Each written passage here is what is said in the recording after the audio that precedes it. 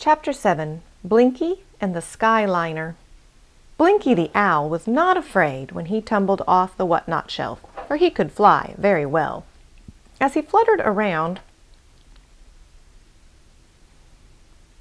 the big world, laughing to himself, he said, "I wonder what that goblin Gremmy thinks of his magic now.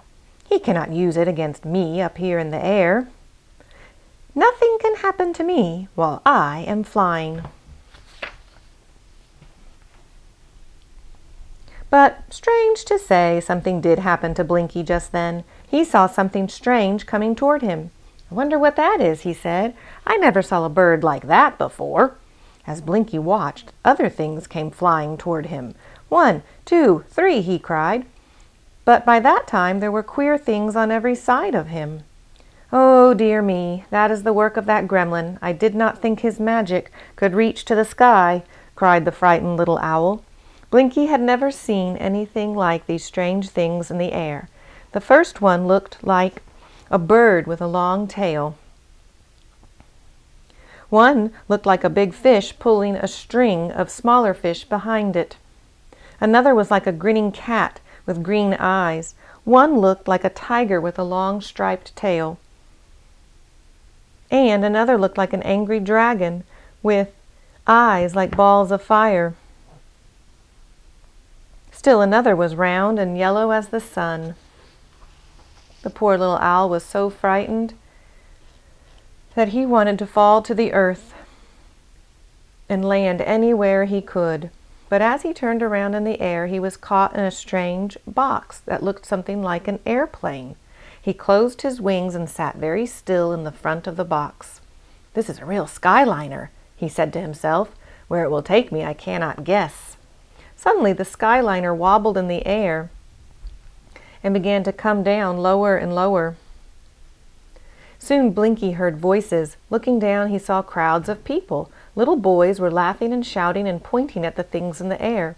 Blinky did not know it, but he had come into the middle of a Japanese kite festival. One little boy cried, "Look, my Skyliner has a pilot. He is coming up for a landing." But as the boy rolled up his kite string on a stick in his hand, his Skyliner kite with Blinky in it came down over his head. At that moment the sun came from behind a cloud. In the bright light, Blinky could hardly see at all. He blinked his eyes as the boy lifted him from the kite, and the children crowded around to see the stranger from a faraway land. "How funny he is," cried one boy. "See how he can turn his head around and look behind him. Hear him say 'Pff, pff,' like a cat," said another. "This is the best prize we have ever had at a kite festival," said the boy who owned the Skyliner kite. "I shall keep him and call him Skyliner, because he is the pilot who brought my kite down safely.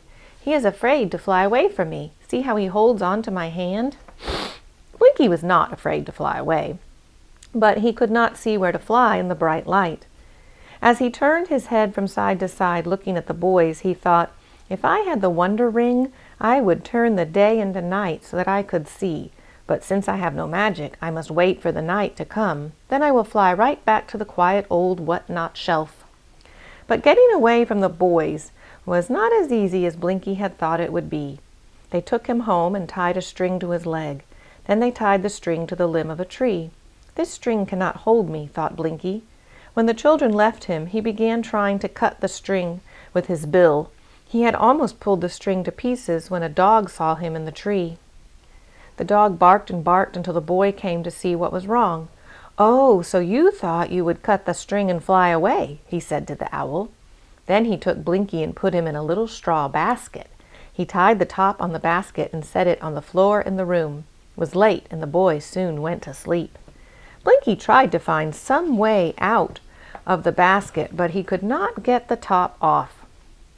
He was so angry he began to cry. When the cat heard the coming from the basket, she crept up to it and sniffed all about. As she walked around the basket, Blinky poked his strong bill through a little hole and caught the cat's tail. "Meow, meow," cried the cat, and she started running around the room. As she ran, she pulled the basket and Blinky, still holding her tail, along behind her. Just then the boy walked up and saw the basket rolling on the floor. He heard the cat crying. Then he heard the owl cry out, "Who, who are you?" "I know that owl cannot talk," said the boy, jumping out of bed. "I wonder if he is a magician who has changed himself into a goblin or an elf. I must see what is in that basket now." When the boy opened the basket, Blinky fluttered out and disappeared in the dark night. As the wise little owl made his way through the night, he said to himself, "There is sometimes magic in words, even if you don't know it.